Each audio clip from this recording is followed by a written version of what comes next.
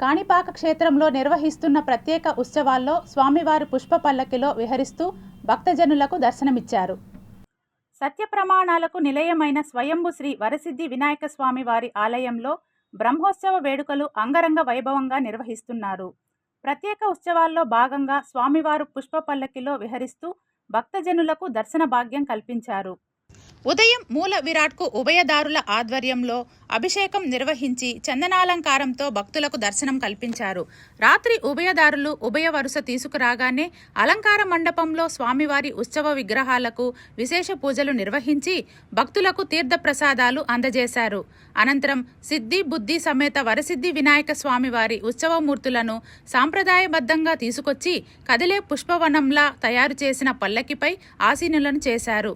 మంగళ వాయిద్యాలు, బాజా భజంత్రీల నడుమ కాణిపాక పురవీధుల్లో ఊరేగించారు. ఈవో పెంచెల కిషోర్, ఏఈఓలు ఎస్వి కృష్ణారెడ్డి, రవీంద్రబాబు, సూపరింటెండెంట్లు శ్రీధర్ బాబు, కోదండపాణి, ఆలయ ఇన్స్పెక్టర్లు బాలాజీ నాయుడు, చిట్టిబాబు, ఉభయదారులు పాల్గొన్నారు.